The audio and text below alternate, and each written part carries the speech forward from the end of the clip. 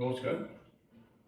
আগেরবারে আমি আপনাদের যে ভিডিওটা এনেছিলাম তাতে বলেছিলাম যে এর পরের ভিডিও থেকে আপনাদেরকে তাইকোন্ডোর কিছু কিকিং, পাঞ্চিং এগুলো দেখাবো। তো তার আগে আমাদের দরকার নিজেদের শরীরকে কিছুটা এক্সারসাইজ করে কিছু পিটি মাধ্যমে শরীরকে গরম করে দেওয়া। তারপরে আমরা বিভিন্ন রকম কিক এগুলো প্র্যাকটিস করি বা করা উচিত। যেরকম ফুটবল, ক্রিকেট, তাতেও ওয়ার্ম আপ করে নেওয়া হয় শরীরকে গরম করে, এক্সারসাইজ করে কিছু পিটির মাধ্যমে তারপরে প্র্যাকটিস হয়। তো সেই রকমই তো এক্সারসাইজ যেগুলো আছে সেগুলো প্রত্যেকবারই কিকিং প্র্যাকটিস করার আগে এই ওয়ার্ম আপটা করে নেওয়া উচিত। তো আমি প্রথমে পায়ের থেকে শুরু করব। দেখবেন প্রথমে রাইট লেগে ক্লকওয়াইজ অ্যান্টি ক্লকওয়াইজ মুভমেন্ট করাবেন, এরপর লেফট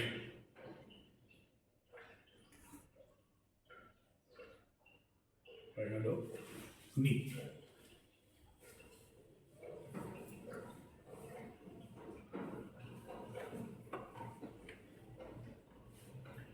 এরপরে কোমরে ক্লকওয়াইজ অ্যান্টি ক্লকওয়াইজ সেম।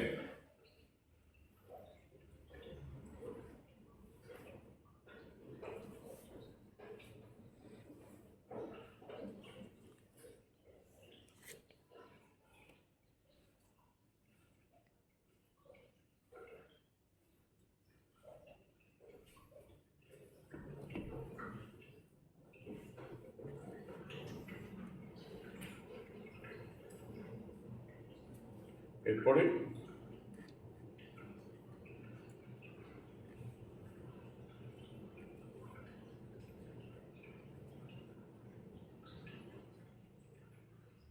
যখনই এক্সারসাইজ শুরু করবেন, নয় নিচে থেকে নয় উপর থেকে, কখনো মাঝখান থেকে শুরু করবেন না। সবসময় যেরকমভাবে আমি দেখালাম, যেমন নিচ থেকে শুরু করলাম, আমি উপরে এসে ফিনিশ করলাম, সেমভাবে করবেন, সেম প্রসিডিওর। ওকে, এইবার আরেকটি জিনিস যেটা মার্শাল আর্টের ক্ষেত্রে বা প্রত্যেকটি গেমসের ক্ষেত্রেই প্রয়োজন সেটা হচ্ছে স্ট্রেচিং। এই স্ট্রেচিংটা করলে বাদে পায়ের আমাদের ফ্রি হয়, পাটা পাটা একদম ফ্রি হয়, যেটা খুবই প্রয়োজন সেটা হচ্ছে স্ট্রেচিং। চেষ্টা করবেন স্ট্রেচিং এই হাফ পজিশনে রেখে হাতকে তুলে এইভাবে থাকা, যতক্ষণ থাকতে পারবেন ততক্ষণই চেষ্টা করবেন, জোর করে করবেন না কোনো কাজ, যতটা আপনার শরীর নিতে পারে ততটা করবেন। এইভাবে থাকলে বাদে আপনার পায়ের স্ট্রেচ প্রচণ্ডভাবে বাড়ে। যদি হাফ স্ট্রেচিংয়ে থাকা যায়, ফুল স্ট্রেচিং করলে পা পুরোপুরি ফ্রি হয়ে যায়। তো আমরা এইভাবেই থাকবো। এবারে আস্তে আস্তে উঠবেন, এইভাবে করবেন, এতে ফ্রি হবে পা। এছাড়া আরেকটা হয়, সেটা হচ্ছে সাইড ভাবে, এই হিলটা তুলে এই সাইড করে এইভাবে করতে পারেন।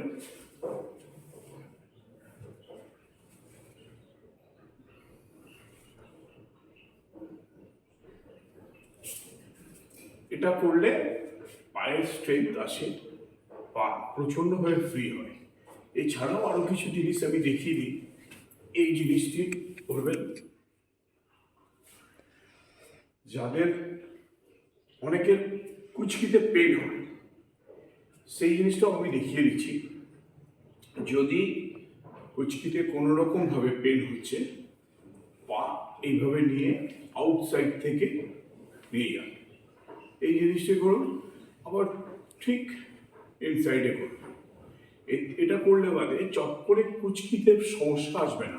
অনেকের কুচকি ফুলে যায়, পেন হয়, এই এক্সারসাইজটা করলে বাদে কুচকি ফুলবে না এবং পেন হবে না। এইটা অনেকের হয়, উল্টোপাল্টা হাঁটা বা দৌড় বা কোনো কারণবশত অনেক সময় কুচকি ফুলে যায়, ফলে পেনে খুব কষ্ট হয়। তো সেই পেনটা হবে না এই এক্সারসাইজটা যদি আপনারা রেগুলার করেন। আমি যে এক্সারসাইজটা দেখালাম, আউটসাইডে যাবে, ইনসাইডে যাবে, এই জিনিসটা এমনি হয়। আমি কিছু জিনিস এরকম দেখিয়ে দেবো যেগুলো এক্সারসাইজগুলো করলে কিছু কিছু প্রবলেম থেকে সলভ হবে, সেই প্রবলেমগুলো হবে না চট করে। ঠিক আছে, তো এই এক্সারসাইজগুলো রেগুলারলি করবেন, করে তারপরে কিকিংগুলো করবেন। আমি এর পরের ভিডিওতে আপনাদের ওই কিকিংগুলো দেখাবো। আমার চ্যানেলটাকে সাবস্ক্রাইব করুন, লাইক করুন, আর আপনাদের বন্ধুবান্ধব তাদেরকে শেয়ার করুন, যার ফলে আরও অনেক মানুষের কাছে আমি পৌঁছাতে পারবো এবং তাদেরকে আমি এই সেফটির বিষয়টা সম্বন্ধে জানাতে পারবো, যেটা তাইকোন্ডু